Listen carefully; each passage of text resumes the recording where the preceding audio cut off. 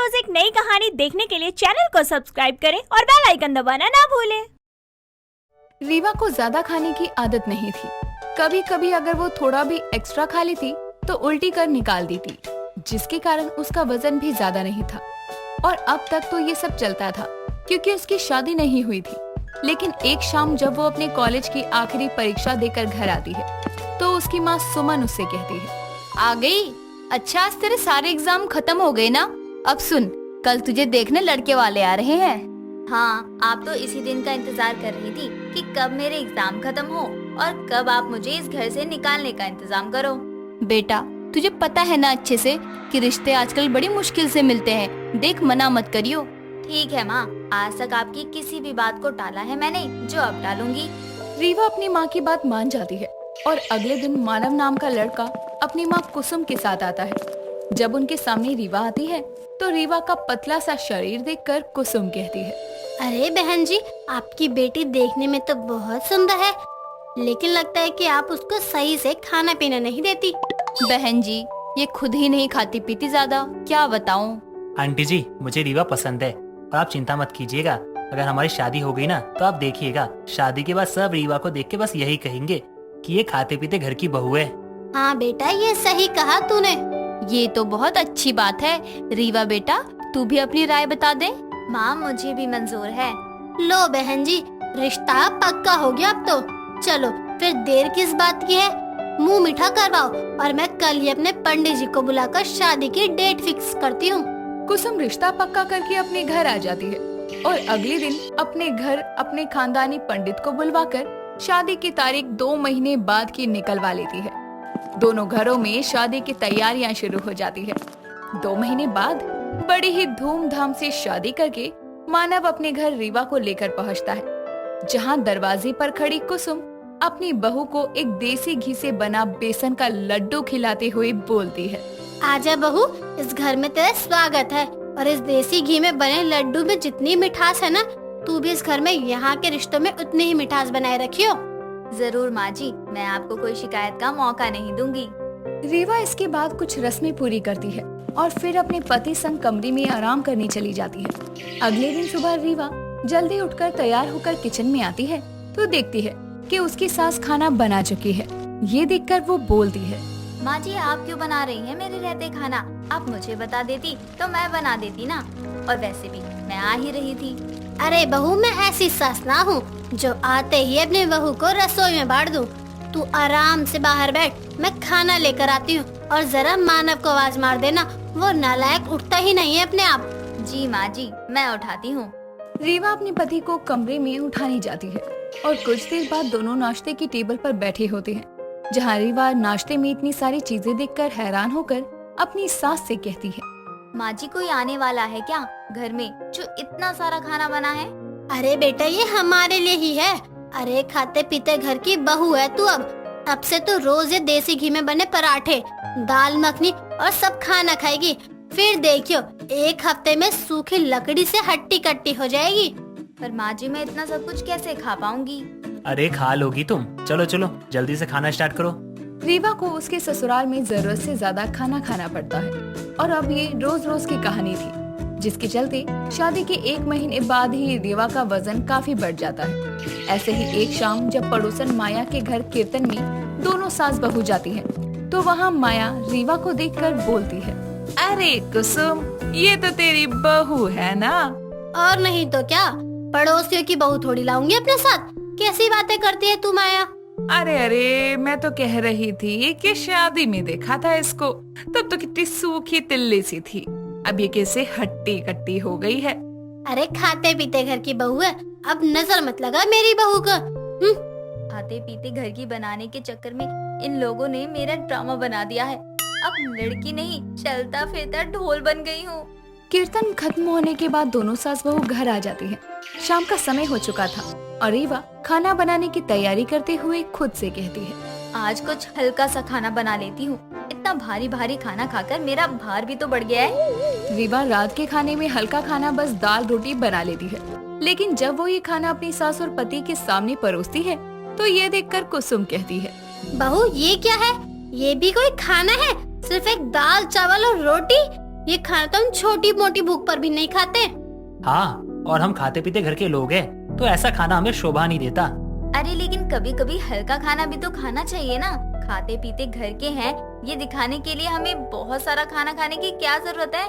बहू तू भी ना, तुझे अपने मायके में तो ये सब नहीं मिलता था, कम से कम यहाँ तो खा ले। सुन बेटा, जरा ऑर्डर कर खाना। अब बहू बनाना शुरू करेगी तो सोने का समय हो जाएगा। हाँ माँ, करता हूँ। मानव जल्दी से अपने फोन से पास के रेस्टोरेंट में से खाना ऑर्डर करता है और कुछ देर में बहुत सारा खाना उनके घर में आ जाता है, जिसके चलते अब रीवा को एक बार फिर जबरदस्ती खाना खाना पड़ता है। लेकिन कहते हैं ना, जिस इंसान को ज्यादा खाने की आदत ना हो, उस इंसान को जब एकदम से इतना सारा खाने को मजबूर किया जाता है तो उसकी सेहत पर इसका असर दिखता है। ऐसा ही रीवा के साथ भी हुआ। एक दिन रीवा अचानक बेहोश हो जाती है और उसकी ये हालत देखकर कुसुम कहती है, अरे बहू क्या हुआ? ये भगवान, खाते पीते घर की बहू होकर ये बेहोश हो गई, ये क्या हो गया? जल्दी एम्बुलेंस को बुलाती हूँ।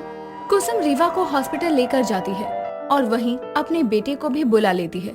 कुछ देर में डॉक्टर भी रीवा को चेक करके आते हैं और कुसुम और मानव से बोलते हैं, देखिए आपकी बहू ने बहुत ओवर ईटिंग कर ली है, साथ ही उनके शरीर का वजन अचानक ही बहुत तेजी से बढ़ा है। इसके कारण इनके शरीर में बहुत सी दिक्कतें हो चुकी हैं। अगर समय पर काबू ना किया तो इनको कई जानलेवा बीमारी हो सकती हैं। पर डॉक्टर साहब ये कैसे हुआ?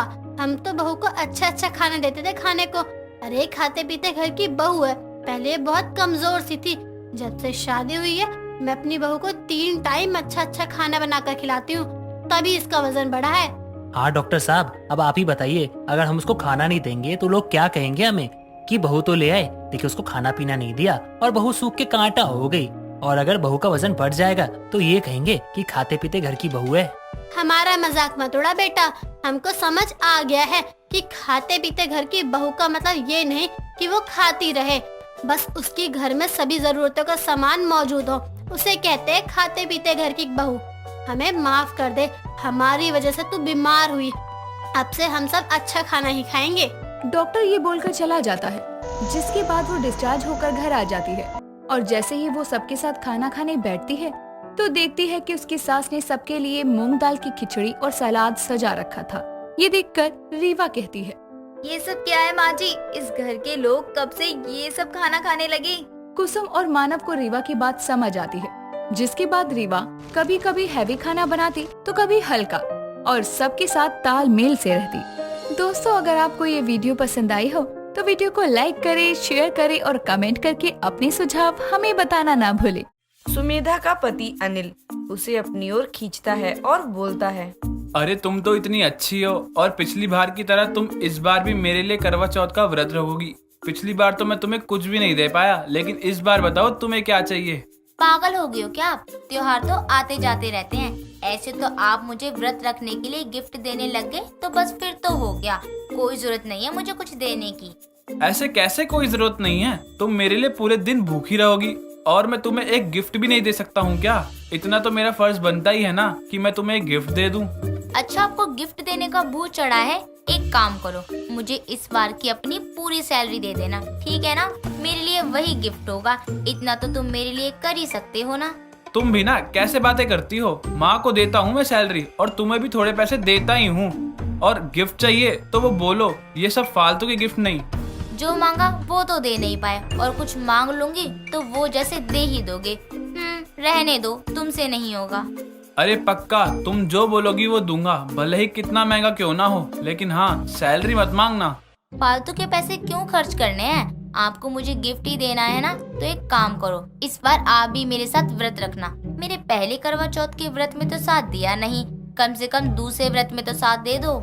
एक तो मैंने तुम्हारे बारे में ही सोचकर बोला कि गिफ्ट दूंगा, लेकिन तुम तो अलग ही हो, कभी मेरी सैलरी मांग रही हो तो कभी व्रत रखने को बोल रही हो। मैं ही पागल था जो अच्छे से पता था कि तुम कितनी कंजूस हो, फिर भी तुमसे गिफ्ट पूछने आ गया। अनिल इतना बोलकर वहाँ से चला जाता है, लेकिन अनिल का मुंह बन जाने से सुमेधा को कोई भी फर्क नहीं पड़ता है और वो अपने कामों में लग जाती है। सुमेधा रसोई में बर्तन धो रही होती है कि तभी वहाँ उसकी सास सुषमा आती है और सुमेधा से बोलती है, बहू, मैं बाजार जा रही हूँ, कल कड़वा चौथ है ना, तो उसका सामान लेने तेरे लिए भी ले आऊंगी, ठीक है? और हाँ, तुझे और कुछ चाहिए तो मुझे बता दे, मैं वो भी ले आऊंगी। माँ जी आप रहने दीजिए, मैं खुद ही अपना सारा सामान देख लूंगी, क्या कमी है और क्या नहीं। अच्छा, मतलब मेरे बेटे के साथ सामान लेने जाना है, तभी बहाना बना रही है। चल कोई बात नहीं, जैसा तुझे ठीक लगे। और हाँ, प्रीति भी इस बार करवा चौथ पर हमारे यहाँ आएगी, ठीक है ना? सुषमा इतना बोलकर वहाँ से चली जाती है। अगली सुबह सुषमा जल्दी उठकर अपनी बहू के लिए सरगी बना रही होती है। बर्तनों की आवाज सुनकर सुमेधा की नींद खुल जाती है और वो रसोई में जाकर देखती है सुषमा को खाना बनाते हुए। तो सुमेधा बोलती है, माँ जी आप ये इतना सब क्यों बना रही हो? मुझे बता देती, मैं उठ जाती, मैं आपकी मदद कर देती ना।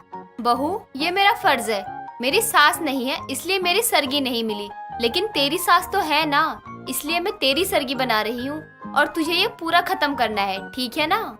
माँ जी लेकिन आप बेकार में ही इतना सब बना रही हो, वैसे ही त्योहार पर इतना खर्चा होता है और आप ये सब बनाकर और कर रही हो। रहने दो, इसकी कोई जरूरत नहीं है। आपने खीर बना दी ना, मैं वही खा लूंगी, और ये फल भी तो रखे हैं वो खा लूंगी। सुबह सुबह पैसे खर्च कर रही हो, इतना बनाकर गैस भी खराब कर दी आपने। बहू, यही तो त्योहार होता है जिसमें खर्चा होता है, और ये कौन सा रोज रोज आ रहे हैं, और यहाँ भी तो कंजूसी दिखा रही है। त्योहार में तो रहने दे बहू। यही तो मैं भी बोल रही हूँ, आजकल कंजूसी का जमाना है, आपकी तरह थोड़ी ना कि दोनों हाथों से पैसे लुटा दूं।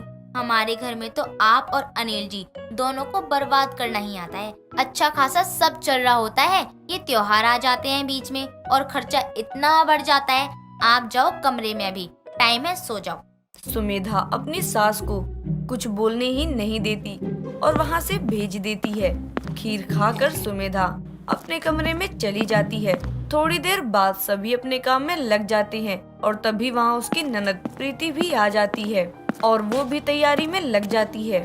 थोड़ी देर बाद सभी तैयार होने चले जाते हैं और पूजा के लिए बाहर आते हैं, लेकिन सुमेधा ने वही पुरानी सी साड़ी पहनी थी और कुछ खास भी तैयार नहीं हुई थी। ये देखकर सुमेधा की ननद प्रीति बोलती है, भाभी आप तो तैयार होने गई थी ना, और अभी तक तैयार भी नहीं हुई, पूजा का समय होने वाला है। तैयार तो हो गई, अब और कितना तैयार होकर आऊं? बहू, मैंने तुझे नई साड़ी लाकर दे दी है, वो क्यों नहीं पहनी तूने?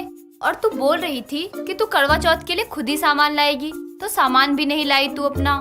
मुझे बोल देती, मैं ही ले आती ना। माँ जी वो इतनी अच्छी साड़ी है, वो बस पूजा में बैठकर खराब थोड़ी करनी है, कहीं बाहर घूमने जाऊंगी तब पहनूंगी ना, और सारा सामान पिछले साल का ही था, इसलिए क्यों पैसे खराब करने। माँ कैसी कंजूस बहू लाई हो आप। भाभी व्रत रखा है आपने तो कम से कम अच्छे से व्रत पूरा तो कर लो, व्रत में कंजूसी क्यों दिखा रही हो? माँ आपने कुछ समझाया नहीं है क्या भाभी को? सही बोल रही है तू, तुझे इतनी कौन सी कमी है घर में जो तू हद से ज्यादा कंजूसी दिखा रही है। मानती हूँ पैसे बचाना अच्छी बात होती है, लेकिन इसका मतलब ये तो नहीं कि तू हर जगह यही करती रहे। माँ जी, ननद जी, आप दोनों फिजूल का खर्चा करते रहते हो, घर में किसी को कंजूस बनना पड़ेगा ना। और माँ जी, हमें तो वहीं से पैसे बचा कर रखने चाहिए, आगे काम आएंगे ना, परिवार भी तो बढ़ेगा हमारा। भाभी आप ना अपनी इस कंजूसी को समझदारी का नाम मत दो, परिवार तो सबका ही होता है, लेकिन इस त्योहार के मौके पर भी कंजूसी होना अच्छी बात नहीं है। इसको तो जरा भी शर्म नहीं है। अभी पूजा के लिए मोहल्ले की 4 औरतें भी आएंगी, वो देखेगी मेरी बहू तो मजाक के साथ साथ 4 बातें और बनाएंगी। माँ जी आप ना खामखा ही परेशान हो रही हो, और बाहर वालों से क्या लेना देना है हमें, उनका तो काम ही होता है बोलने का। हमें कभी परेशानी होगी तब भी वो लोग बोलने का ही काम करेंगे, हमारी मदद नहीं करेंगे, और आप हो कि उनके लिए मुझे सुना रही हो। चलो अब पूजा के लिए देरी हो रही है। इसको तो बोलने का भी कोई फायदा नहीं है, पत्थर सर पर मारना है। इसके साथ बात करने से, टाइम खराब करने से अच्छा है कि हम पूजा में ही चलते हैं, वही सही रहेगा हमारे लिए। वही तो मैं भी बोल रही हूँ इतनी देर से कि चलो पूजा में चलते हैं, वरना देरी हो जाएगी, लेकिन नहीं, आप लोगों को तो मुझे पता नहीं किस बात के ताने देने का मन है। चलो अब पूजा में। अपनी सास और ननद की इतनी बात सुनने के बाद भी सुमेधा को कोई फर्क नहीं पड़ता है, और वो जिस तरह से तैयार हुई होती है वैसे ही करवा चौथ की पूजा के लिए चली जाती है। पूजा में जाने के बाद वहाँ भी औरतें सुमेधा को ही देखने लगती हैं और एक औरत बोलती है, अरे सुषमा बहन, आपने अपनी बहू को ऐसे ही सादा तैयार कर दिया है क्या? उसको जरा आप बताओ कि ये करवा चौथ की पूजा है, इस पूजा में सुहागन औरतें अपनी पुरानी साड़ी नहीं पहनती हैं, पूरे 16 श्रृंगार करती हैं। तेरी बहू की तरह नहीं कि मुंह उठाकर इतनी बड़ी पूजा में आ जाए। हो गई तसल्ली, मैं तुझे अपना ही समझ रही थी, लेकिन तुझे मेरी बात समझ ही नहीं आई ना। ले अब सबकी बातें सुन, तभी तुझे समझ आएगा कि ये त्योहार नहीं बल्कि सुहागन औरतों के लिए सबसे बड़ा त्योहार होता है। इसमें परेशानी क्या है? मैंने पहले के कपड़े पहन लिए, सामान ले लिया, तो क्या हो गया? अब त्योहार ही तो है, लेकिन इस त्योहार के लिए पैसे लुटाना जरूरी थोड़ी ना है। सुमेधा की बात सुनकर वहीं पर खड़ी दूसरी औरत बोलती है, थोड़ी तो शर्म कर ले, अपनी कंजूसी को पैसे बचाने का नाम मत दे। तुझे पता भी है इस त्योहार की कितनी मान्यता है। ये त्योहार पति की लंबी उम्र के लिए होता है और पूरे 16 श्रृंगार करते हैं इस व्रत में, और तू है कि अपनी कंजूसी के चलते ऐसे ही आ गई। चलो बहनों, हम पूजा करते हैं। सब पूजा करने लगती हैं। पूजा करने के बाद सुषमा, सुमेधा और प्रीति दोनों घर आ जाते हैं। घर आने के बाद सुमेधा सबसे बोलती है, माँ जी मुझे माफ कर दो, मैंने आज आस पड़ोस की औरतों की बातें सुनी। मैंने इतने बड़े त्योहार को बस कंजूसी के चलते खराब जाने दे रही थी, लेकिन आप देखना, मैं शाम की पूजा में कोई कमी नहीं रखूंगी। बहू, यही तो हम तुझे कब से समझाना चाह रहे थे, लेकिन अब तुझे समझ आ गया है, तो यही बहुत है हमारे लिए। और हाँ, रात की पूजा में कोई कमी नहीं होनी चाहिए। सुमेधा को अपनी गलती समझ आती है और वो माफी भी मांगती है। कंजूसी करना अच्छी बात है, लेकिन इतनी भी नहीं कि त्योहारों की मान्यता ही भूल जाओ। दोस्तों, अगर आपको ये कहानी पसंद आई तो इसे लाइक करें, शेयर करें और कमेंट करके बताएं कि कहानी में आपको सबसे अच्छा क्या लगा।